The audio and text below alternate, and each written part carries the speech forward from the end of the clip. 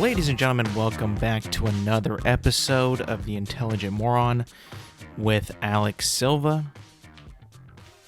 We are deep, at least a quarter of the way through, a little bit more actually, of October. Deep into it already, in fall. You know, the air is starting to get a little bit crispier outside. Thank God. It's not as hot. Getting cooler, and it's also that part of the year, that time of year, when we like to start to decorate the house with, fall/Halloween, which will then lead to Christmas decorations. And, it's a part of the part of the year when the house is going to get very, very, very festive, which I love. Good thing and a bad thing, though. There's 2 points of view for this. One, of course, I enjoy the holidays. I think they're and a fun time to be alive. Just to experience all the different festivities. Also, the weather turning, it makes me feel much more warmer inside. And decorating the house is, it's a fun thing to do. But we are at the point where there's going to be at least like a 3-month stretch of house decorations that are going to be filtering through, like I said, Halloween, Thanksgiving, and then Christmas. So 3 straight months of the house looking a little bit more, a little different. Much more stuff around, a little bit more decorations, which is cool. But also, it is kind of, it gets a little crowded sometimes. I will admit, though, as much as I love decorations and being festive and loving the holiday spirit and the holiday season, of course, when it does get a little, there's a lot of stuff around, it does kind of feel like it gets messy and it just feels a little bit unclean. And then it's always that nice refresh, right? When January hits, when it's like maybe the second week or after the first week, and you're like, all right, let's pack up all the decorations and put them away. Then that feeling of when all the decorations are put away and the house is just bare, it's actually a pretty nice feeling. It doesn't feel as, as cluttered or as messy or as, as full as it does when the holidays roll around. But of course, that time will come, and then, in the meantime, we're going to be festive. We're going to have a bunch of decorations. I hope that we actually get a little bit more Thanksgiving decorations, though. I know Thanksgiving's not really, it gets overshadowed a lot by Christmas and Halloween, but to me, as a person, it's still an important holiday. We don't get that meal all the time. We don't get turkey, mashed potatoes, stuffing, ham, all that good stuff for one meal, that very often. So, we really need to, Hallmark or like all these stores need to have an actual Thanksgiving section or Thanksgiving line of decorations that they come up with. Hallmark, hey, make some, Thanksgiving movies.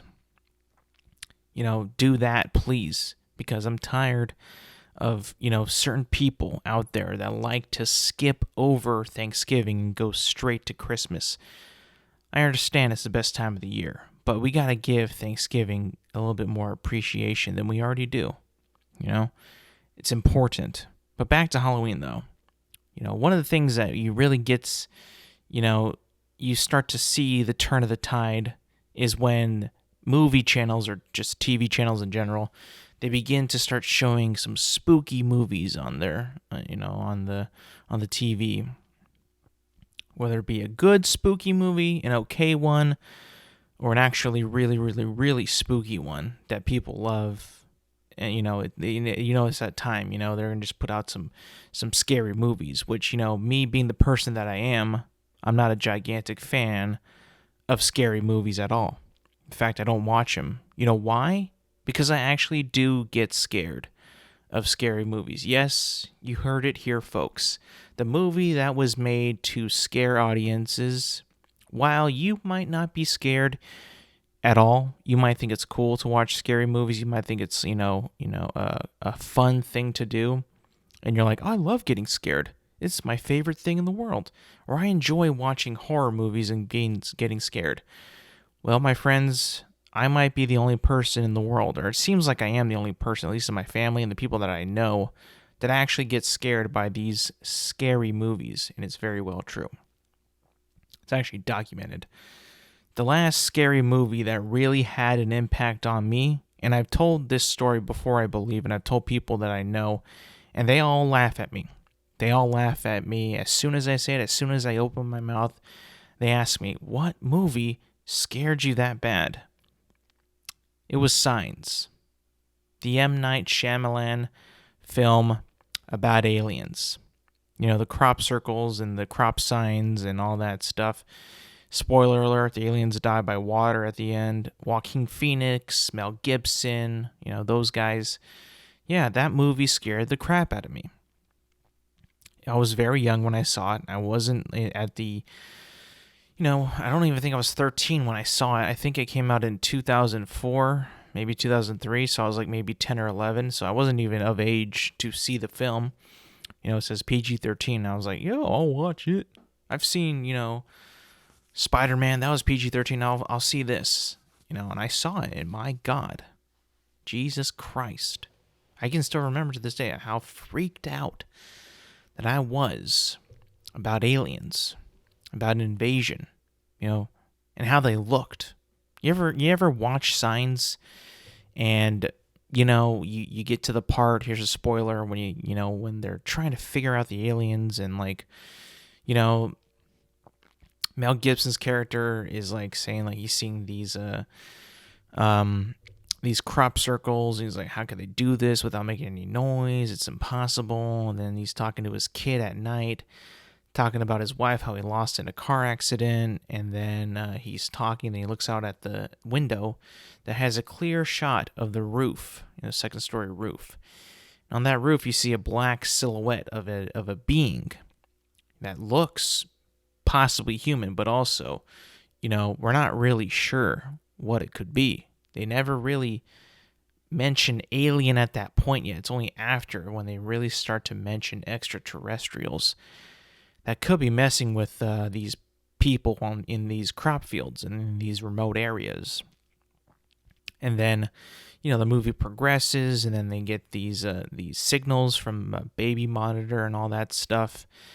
And, eventually they get more and more into it. There's more stuff. Mel Gibson's goes into the crop fields to investigate. He's being all big and bad.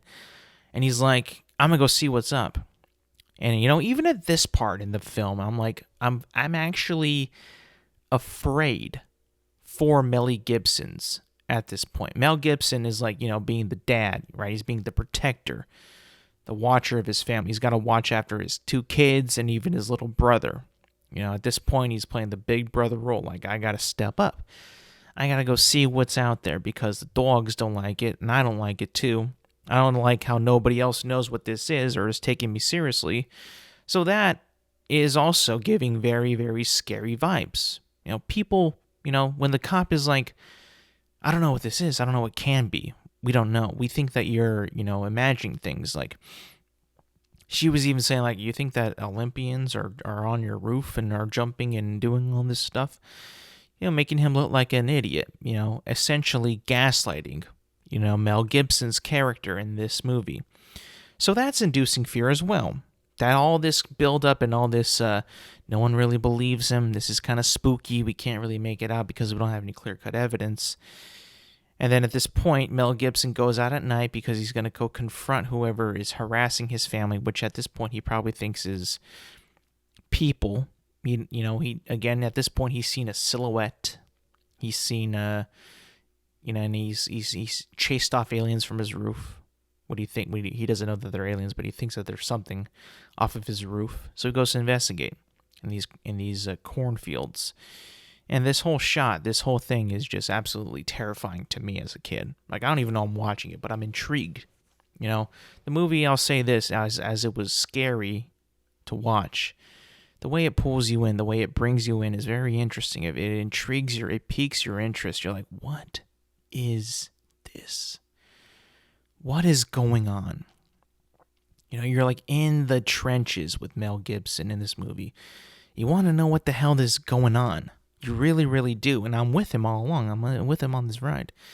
And he goes in, he kind of shouts at the crop circles or the area, like saying, like, you know, if anybody's listening, if they're the pranksters or whoever's doing this to his crops is there, and he's just trying to give him a little warning, like, you're not fooling me, you're not gonna get famous, you know, this is bogus, you know, no one really cares, you're just kind of destroying property, destroying crops, you know, disturbing the peace.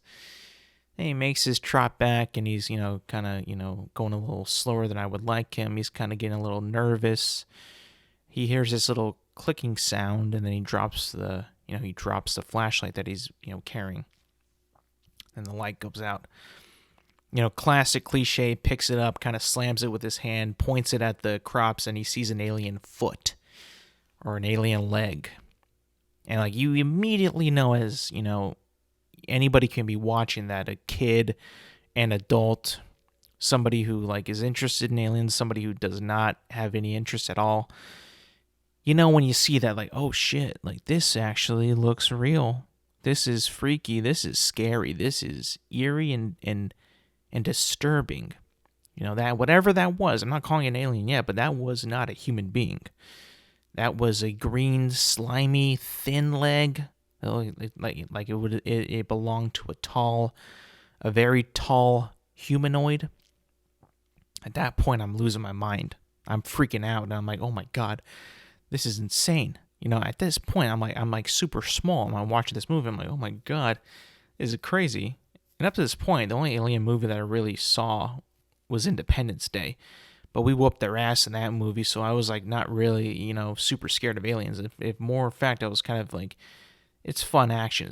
It's fun, you know, to beat up on aliens. This shit, no. They were pretty much gonna win. They were hella, you know, we were on the defensive because we didn't know how to see them. We couldn't really see them, the whole fuckers. We can barely see them at night in the crop field. Like, how can we see these guys? And, you know, the movie progresses, and then they go to the scene, the one scene that haunted me for, God, I want to say years. The image of it burned in my mind, in my brain for years. Maybe 2 or 3. Like, I don't know. It was weird. I don't know why I was so scared from this single image. Spoilers ahead. But when Joaquin Phoenix's character, and this is a point where he's like getting all crazy about it because more stuff is happening around the world, he's getting super invested. He locks himself in a closet with a TV to be absorbing every bit of news and coverage that he can. By the way, you know, that probably would not necessarily happen in today's world if there was an actual threat of aliens. You think that the news would actually have that type of coverage? I mean, I guess if it was like, you know, potentially going to cause the loss of lives, like people could be hurt. But I'm pretty sure the government is aware of pretty much anything that enters the Earth's atmosphere, or the country's atmosphere at least, or even on the ground. Like, they probably know that there's aliens above me right now. They're just not going to make a big deal of it because they don't want to disturb my day-to-day life. And, you know, I don't know. That's just what I think. Unless it's like immediate danger, then the media is going to be all over this shit. But anyways, back to the movie. He is fully engorged in aliens, and he doesn't really know what's going on for sure. He's heard some things. He's heard his niece and nephew talk about they could be hostile, they could be peaceful. You know, just like pretty much like on the verge of like, this is probably going to be aliens. But he's absorbing everything. And I will never forget when he's watching the news coverage in that closet, and they go to a video of what was depicted as a birthday party for a kid in Brazil. And they have like, the video is like depicting like kids all like riled up inside, clearly like they were celebrating a birthday outside, and all the parents are like, get the fuck in because we saw something and we don't know what it is. Get inside. And the kids are like screaming and kind of crying and just like very scared.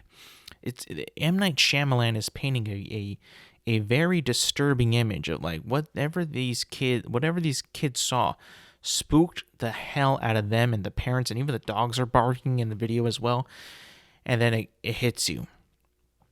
They're looking down this alley. At the end of the alley, there's like shrubs, or like green shrubs, and you can kind of see something that's like blending in, a humanoid that's like blending in with the green of the foliage. And then it makes its way, and it's like, fuck it, I'm gonna cross this alleyway. And he crosses and does like a Bigfoot stride. You know, the Bigfoot video I'm talking about that's famous. He does like the Bigfoot stride across the alleyway, and you get a clear image of like, holy fuck, that is an alien. And then his reaction, he's like totally scared. He's shocked. He can't believe what he sees. The music swells. The kids are screaming and like, and shouting and like in terror. And at that moment, I was, that scene was grilled into my brain, like that image of just like disturbing, like, holy shit, what is that? And I had dreams of it. I had nightmares. I was kind of hearing the music in my head. I couldn't sleep because I kept looking out the window, and everything I heard, I was like, what the hell is that? You know, and the whole premise of them was that they were like chameleons, you know, they could kind of like blend in with their surroundings. And it was like, what if he's there? What if he's over there? Like, I can't see him, you know, it's like, that whole thing just freaked me out as a kid. And I was like, that was at that point, I'm not going to watch these scary movies because for whatever reason, my brain just goes into overdrive and I cannot forget about it. I see it everywhere. And I'm like, oh my God, that image, that one sole image of him crossing the alleyway in that movie, it just imprinted in my brain, and I was freaked out. I was spooked. I was straight up spooked for so long because of that one image.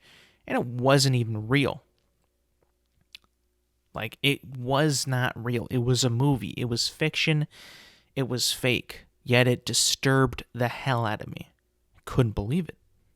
I actually just could not believe it. And then after that, I finally got over it, thank God, after the years. You know, years had passed, and I'm like, still no scary movies. I ain't gonna watch no scary movies. And then maybe like, I don't know, whenever the Paranormal Activity movies were popular, somewhat popular, I watched the first one, and then and then the second one. The first two I watched. And those were pretty creepy as well. They didn't scare me as much as Signs did, just because I think Signs was just like a more of a gripping scare than like a, just essentially watching like, security cameras in homes and like a baby kind of floats. I know that there's a lot more stuff to it than that, but from what I remember from watching the first two Paranormal Activity movies, it was a lot of that. Not a whole lot of scary music, do I remember? I don't remember a whole lot of things like that, but I guess like also like those movies also seem like kind of like a little bit more personal. Like, it's like almost like a found footage movie where it's like they're acting so real and it's shot like it's like a home movie. So you kind of get the feeling like it's real, but it's not. So I guess, that aesthetic of the movies, did spook me a bit, but nothing has ever scared me in the way that Signs did. And just so you know, I'm not trying to top that either. I'm not trying to top my level of scaredness from when I saw Signs for the first time in my life. I'm not looking to see what film out there can top that.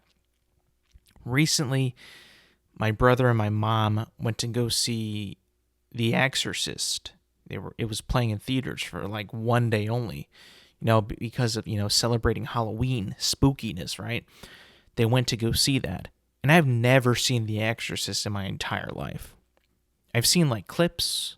I've seen like things, bits and pieces on the internet, but I've never sat down to watch that film in my entire life. And I'll be honest, I don't plan to either. Because if there's one thing that really actually does kind of freak me out, is that whole messing with the devil type shit. Exorcisms and what is the word it's a word that goes along with exorcism, possession, being possessed by the devil. I don't want to say it because I'm scared right now. That shit freaks me out. That's weird. And you know what? That's like almost like messing with like pure evil.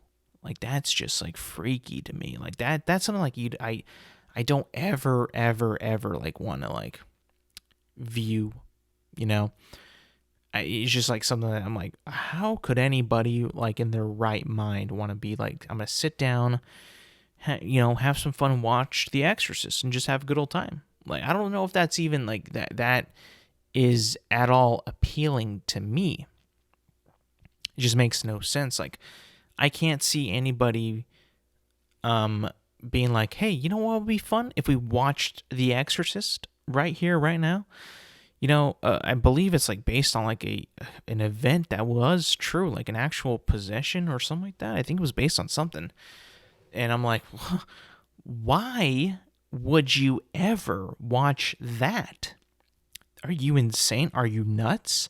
I could see somebody watching like a Halloween or a Nightmare on Elm Street or Friday the 13th or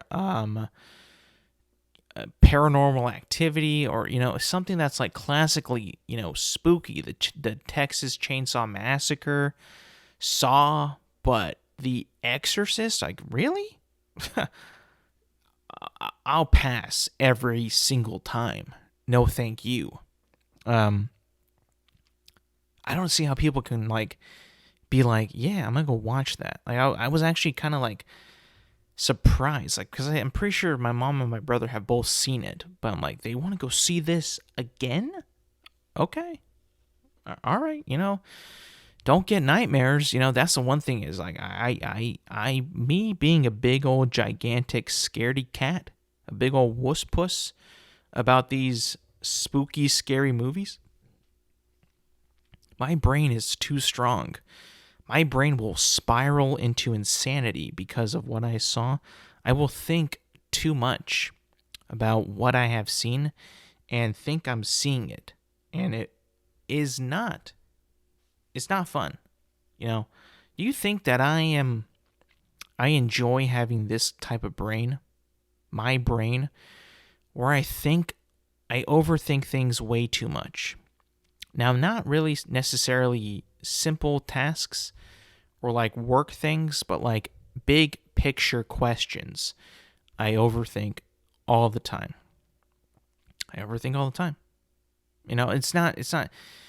It's a gift and a curse. Like, one thing, I want to know everything that happened. I want to know every single thing that has ever happened. I guess my weakness is knowledge. Like, I want to know every single thing. I wish I had the ancient texts from the Library of Alexandria, I believe it was in Egypt, that were just set ablaze. And just all that knowledge and all that history that we just lost. Like, what? That is not okay. I don't care who you were. That is not okay. That should not have happened. It actually, when I think about it, if I think about it too much, it actually riles me up a bit. I get pissed off. I don't like that at all. I really, really, really don't. But back to aliens, something happened. A realization happened that was brought up to me about aliens. Not what you might think, but it is something worth showing on this podcast, and only because I have talked about this in the past.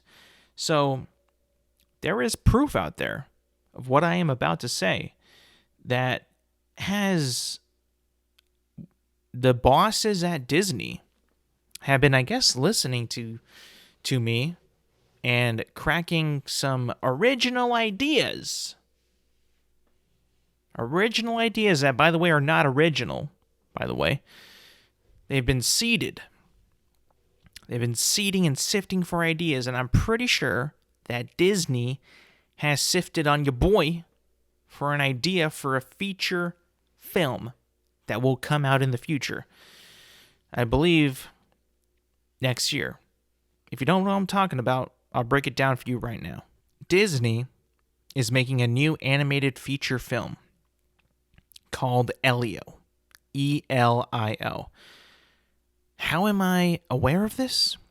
Well, last weekend, my sister, my mother, and my brother went to go rewatch, or actually watch, The Lion King, the animated one, the good one, in theaters.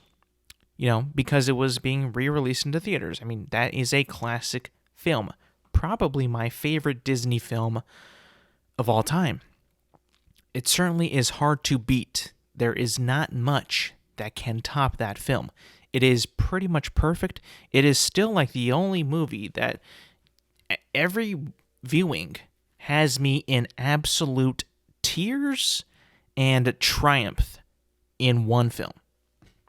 Maybe Return of the King, but in terms of animated movies, it is the one that I am in a bucket of tears and a whole lot of triumph after I view it. Every single time. They're watching this movie in theaters. And for one, most re-released movies into theaters go without trailers. They go without trailers because it's already a movie that's already come out, and normally they don't have trailers. In my past experiences, movies that I have re-seen in theaters, like Saving Private Ryan, Avatar, might be another one in there that I'm not remembering, but no trailers in those movies whatsoever. But that's not Disney. Disney decided to put trailers, and Disney put the trailer for Elio, their new feature animated film coming out in 2024, according to IMDb. And this movie, you probably have never even heard anything about it. I've heard nothing on this. I just heard this from what my family has seen at the theater when I went to go rewatch Lion King. So I looked it up. I was curious because they told me that the movie is about a boy who is taken from Earth by aliens to be the ambassador of a galactic federation type organization and represent Earth. Now, I'm pretty sure if you are a loyal listener, I have said this for years that would be my absolute dream. If aliens were real, sign me up to support and to represent humanity in this galactic federation. I would love to do that.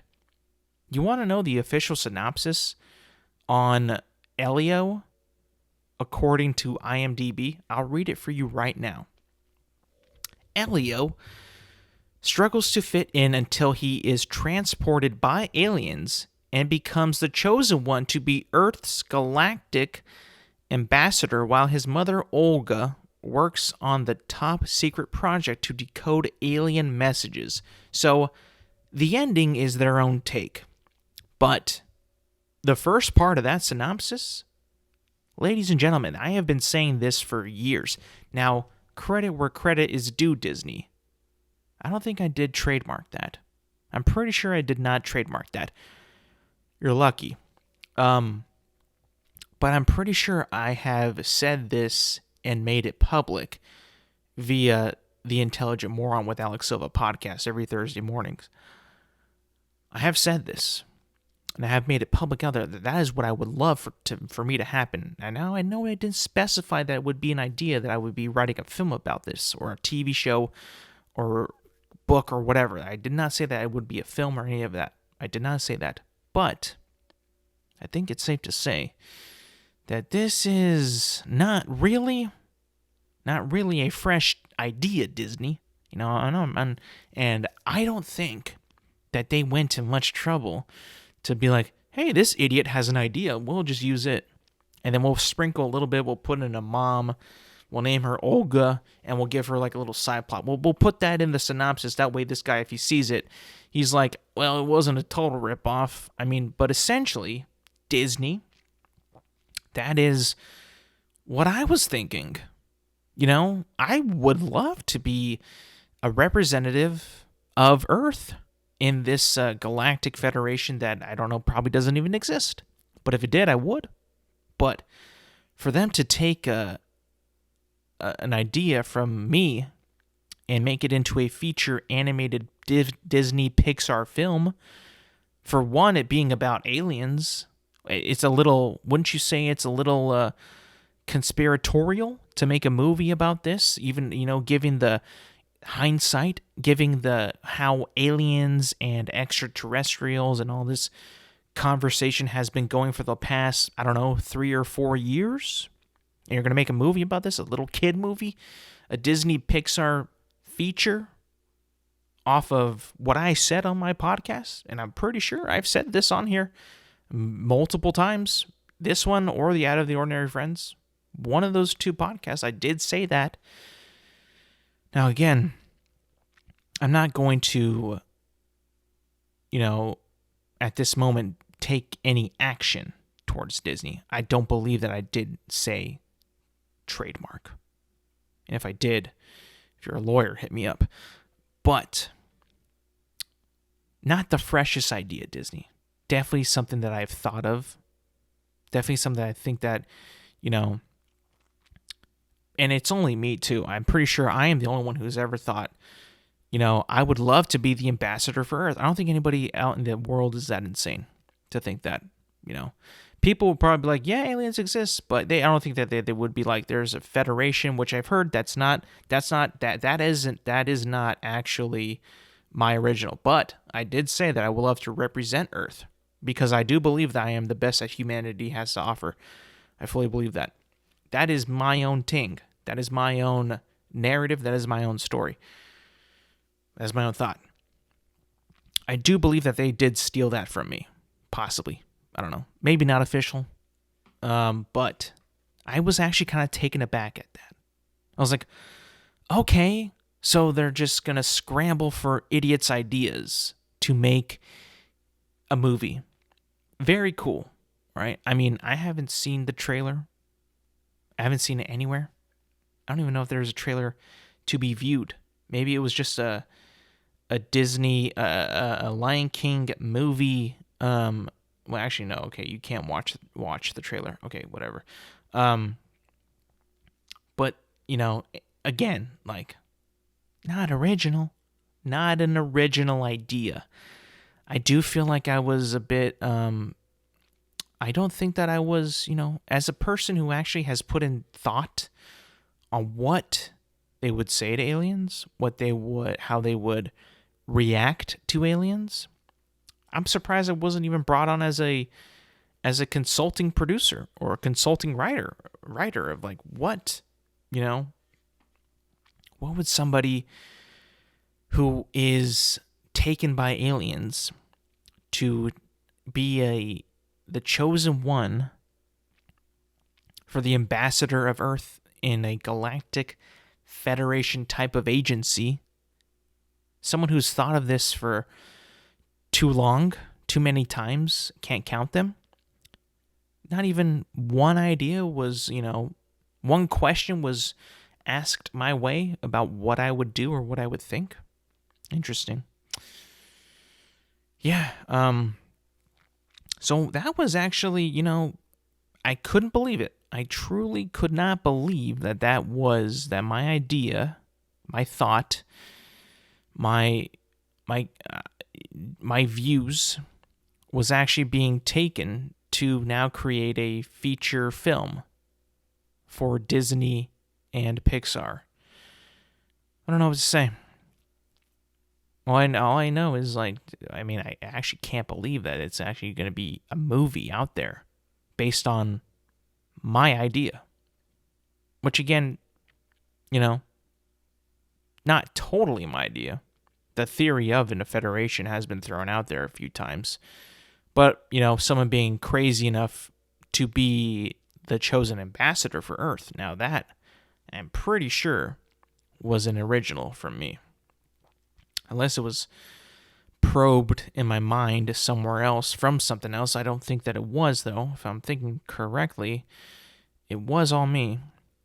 I don't know, just kind of weird. I thought that was strange. Weird timing, too. You know, 2 years, maybe 3 after being said, you know, somebody at Pixar stumbles across this and, you know, it's like, I have an idea. Like, no, you don't. You stole an idea. But maybe the movie will be actually pretty good. Maybe the movie will be good. Past couple Disney Pixar movies I have not seen. I think it was Elemental I did not see. I did see Lightyear. That was an abomination of a film. Terrible movie. The one before that was Onward. That one was kind of stupid. I did like Soul. That was a pretty good movie. But the most recent ones I have not seen, which was Elemental. And I heard that one wasn't very good either. So it looked pretty decent. The trailer looked fun. It looked like a fun animated movie, but haven't seen it. Moving on, more Disney news. Not necessarily Disney directly, but Marvel. This is kind of big news, and it was also news that was brought to me via X, via my brother in a group chat that we have on X. And apparently the new Daredevil show that is supposed to be coming out, called Daredevil Born Again, is so bad that they're about 4 episodes in the shooting schedule. They've shot 4 episodes, and Disney, Kevin Feige, and Marvel were not happy what they have been shown and what they've seen, that they decided to fire the writers and the directors for this season, which was supposed to be apparently an 18 episode season, which is, you know, kind of bizarre, kind of weird, if I'm being completely honest. I have no idea why a series of, you know, a season of TV is 18 episodes. You know what? You want to know what my thoughts are? What my thoughts were? Because this is kind of breaking news to me as well. First of all, I did not know that the Daredevil show was going to be 18 episodes. Did not know that at all. I thought it was just going to be like a bullshit Marvel TV show that was only like 6 or 8 episodes and just a one-off miniseries like they have been. But it was 18 episodes. And apparently it was so bad that they had to can everybody. And not only that, but also restructure the way that Marvel produces TV shows. And listen, I mean, this is a good thing. This is great for me because I, for one, am not a fan of how Marvel has been making their TV shows. Now, I'm going to say this, and knowing that I personally have not watched what is claimed to be the best Marvel TV show out there, and that is Loki. I have not seen a second of Loki. I'm just saying it right now for the people who are Marvel TV fans, who are like saying like, watch Loki, watch Loki, watch Loki. I haven't seen Loki. And I probably won't even see Loki because I don't really care for Loki. I don't think that Loki is a good character. I just don't. I find him annoying. I find him just like the annoying little brother of Thor. And I don't care about that. I don't care about him. That's why I have not watched Loki. That's my reason. Okay? So I haven't seen Marvel's best show on TV. Best show on Disney Plus, rather. I have not seen that. But I have seen a lot of the other ones. I have seen WandaVision. I've seen The Falcon and the Winter Soldier. I've seen She-Hulk. I've seen Moon Knight. I've seen Hawkeye. And I've seen one episode of Secret Invasion or Secret Wars. I can't remember what it's called. And I hated them all. Truthfully, did not like them at all. Like, I like certain elements, I like certain characters, but overall, when I look at these shows, when I really take a glance at these TV shows, air quotes, TV shows that Marvel puts out, you know, these shows that are one season, maybe about close to 6 hours of content. You know, sometimes Disney Plus will give you a big, heavy dose of bullshit and give you a half-hour episode of something that you're like, why do we not have enough content here to fill an hour's worth of TV on a streaming service? Excuse you, I feel a little disrespected. Anyway, we go on. I've seen these shows. I've seen them all. Most of them, not all of them. You know what they are to me? These are just big, long movies that Marvel thought that they would not survive in theaters. They were not good enough for them to put them into theaters. So they're like, you know what? TV show, Disney Plus. What do we got total? How many hours is it going to be? They're probably thinking, like, how long does it have to be? How long can we stretch this? I mean, it's not going to be a movie, so we got to add some stuff to it to make it a quote-unquote TV show. That's what it feels like.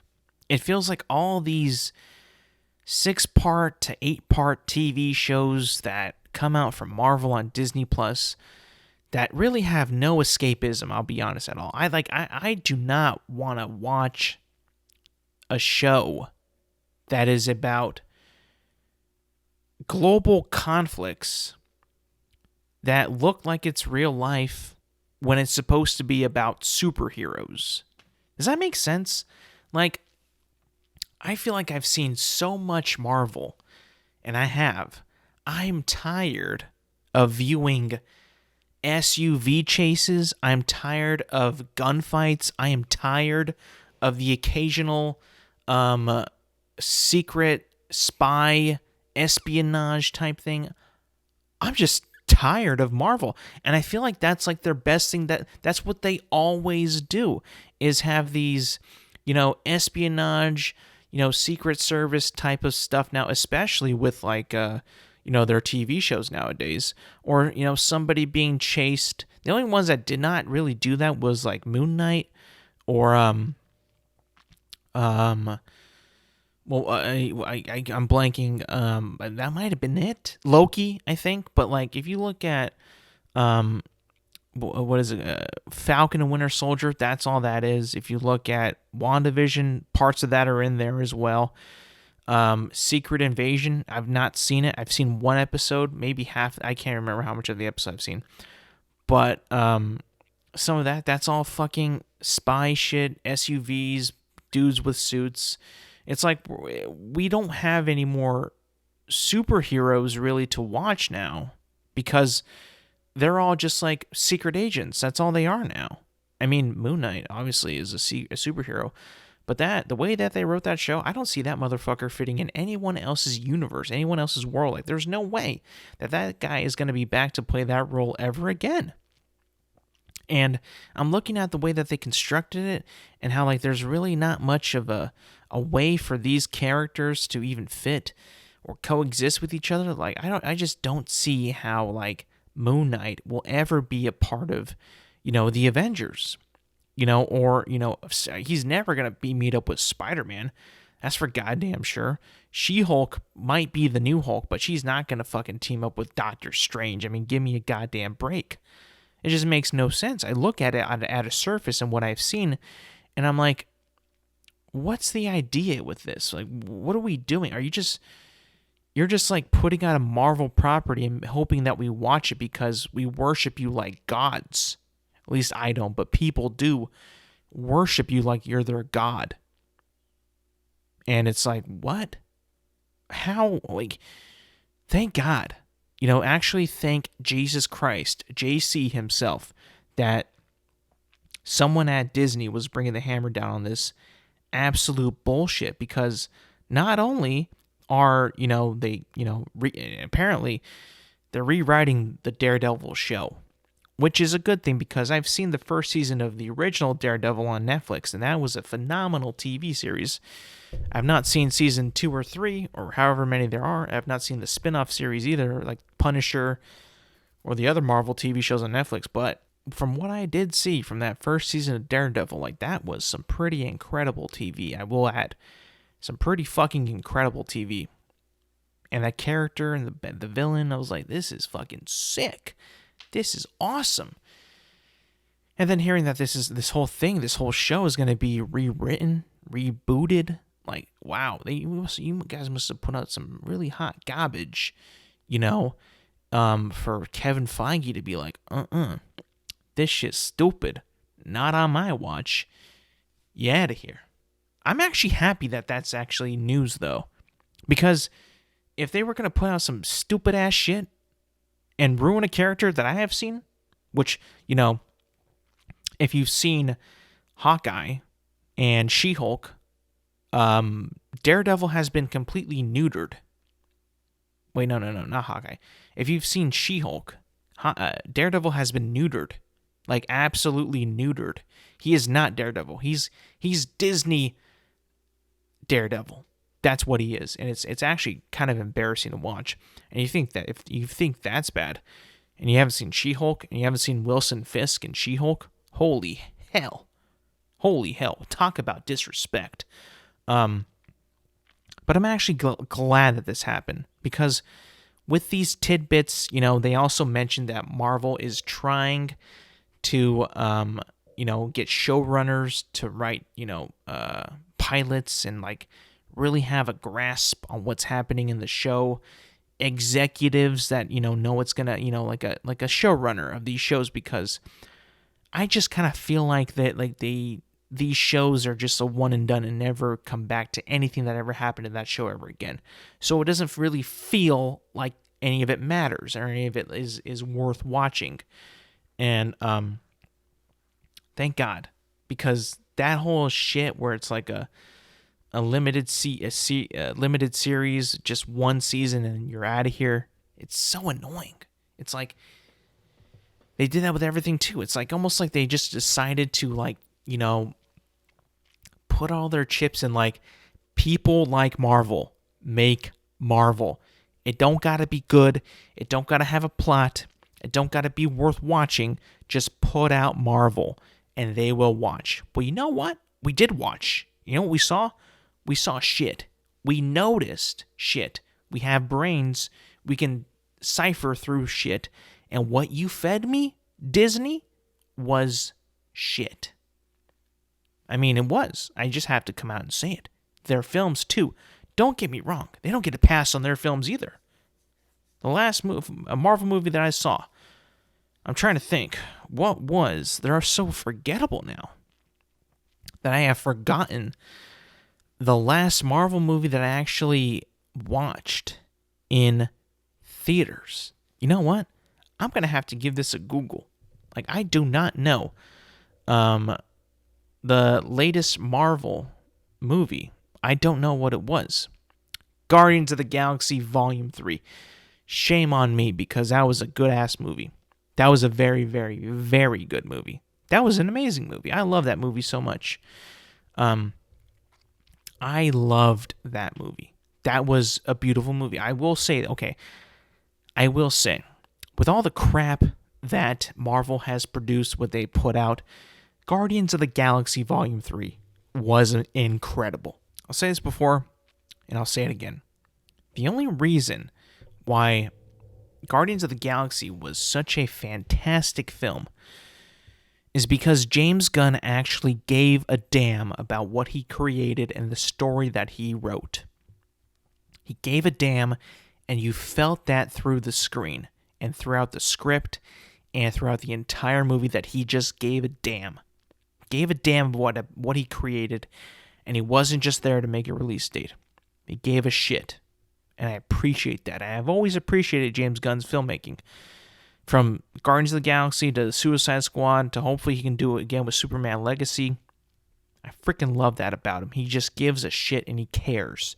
And that's what I've always appreciated about that. And that's why Guardians of the Galaxy Volume 3 was so good. Why it was that good is because he gave a damn. But back to, what they're going to be doing. The future of Marvel TV. How it's going to be more serialized.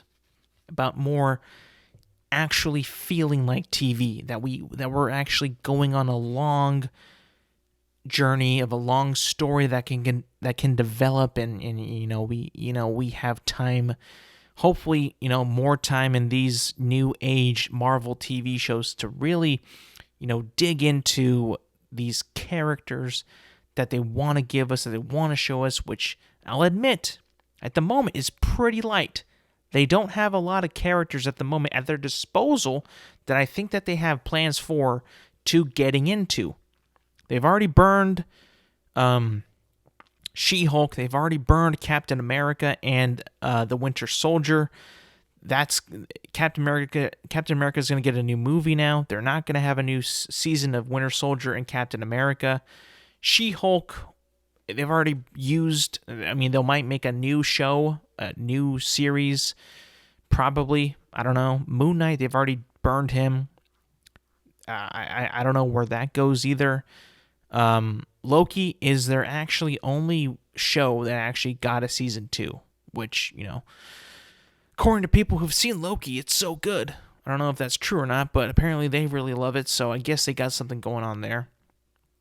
Loki also seems to be dealing with a subject matter that is very important to the very existence of the MCU's timeline, multiverse crap, all where everything is, in position of how everything works. So it's dealing with a little bit of a more important story than a She-Hulk is. We have what else just came out? Mrs. Marvel. That's not going to come back. Are you kidding me? I mean, I doubt it. I doubt that makes a comeback. And all right, there was like a couple movies too that I just don't know that they're going to make, that they're going to come out. Blade, that isn't coming out. Like, what are you talking about? Like, they can't even agree on anything in that, that writer's room with even with the star actor Mahershala Ali is like, fighting with him. It's like, this shit ain't gonna get made.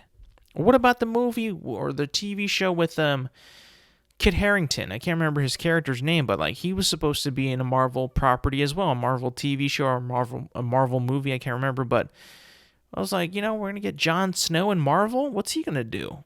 He might not even be in it now. I mean, the way they're reconstructing their whole TV thing, he might not be a part.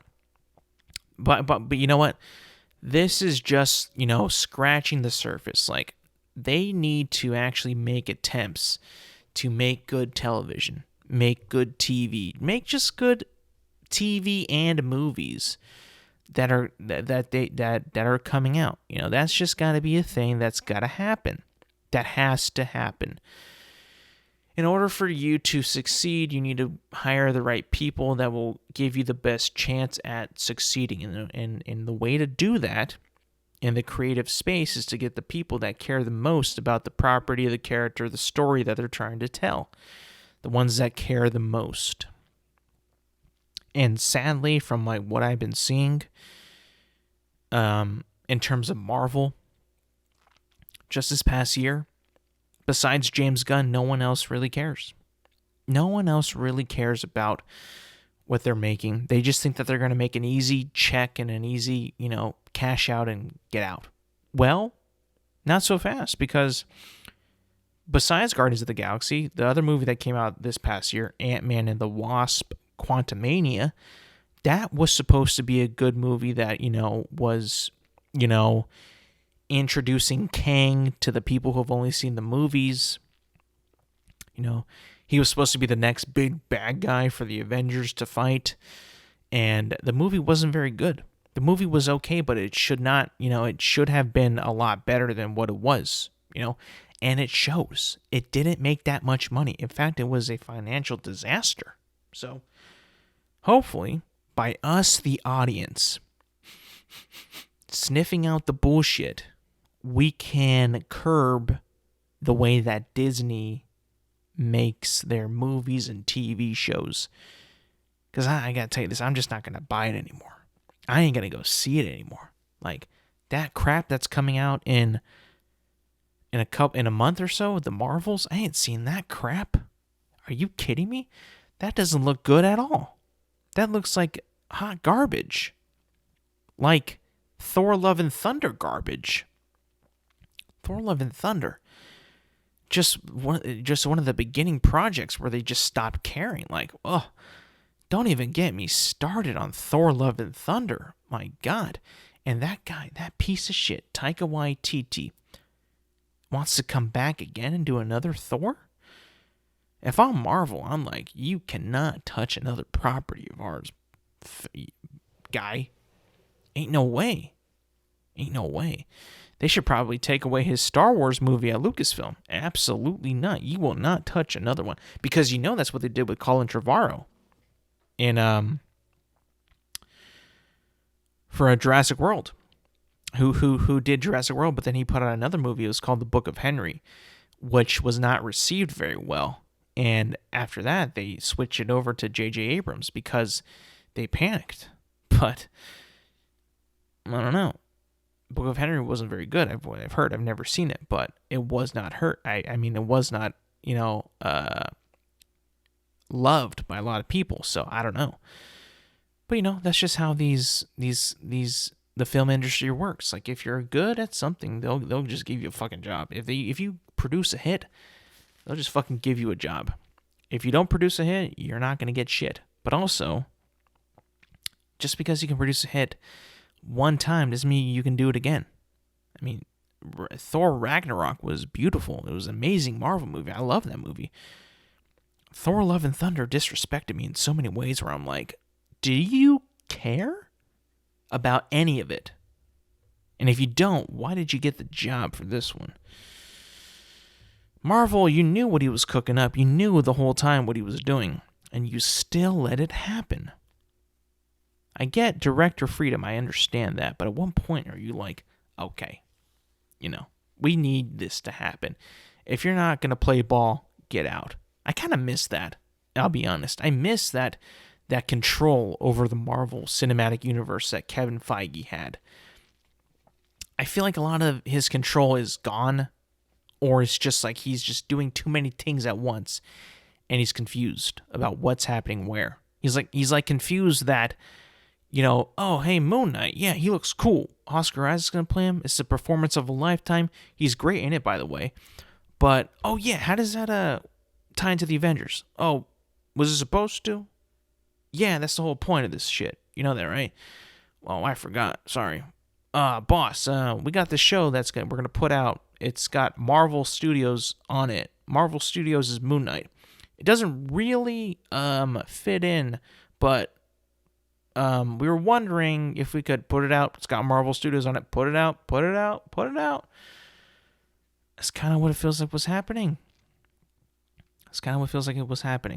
And hopefully with this news of rewriting Daredevil, and redoing Daredevil, which, let's be honest, Daredevil is a pretty popular character. He certainly has gained a lot more popularity because of the Netflix TV show. We'll be honest about that, but the popularity is there. He had a lot of popularity before, but it is elevated because of that TV show. And there's expectations from that TV show of how great of a character that they can really bring, that they can write Daredevil that good. So there's expectations there that Disney and Marvel or Marvel Studios know that they need to reach in order to get the same satisfaction from audiences and viewers. I mean, they must know that as soon as we see a single frame of that new Daredevil TV show, we will be comparing it to that Netflix TV show. Why? Same actor, same character, probably same lineage. How are you going to tackle this? How are you going to make it not only new and fresh, but also respecting the character and respecting, hopefully, what has happened to that character in the past and how it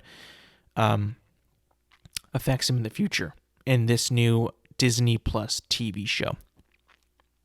You know what's going to be a big telling of that? What's going to be a big telling of Disney could actually make something good, make a good quality movie, is Deadpool 3.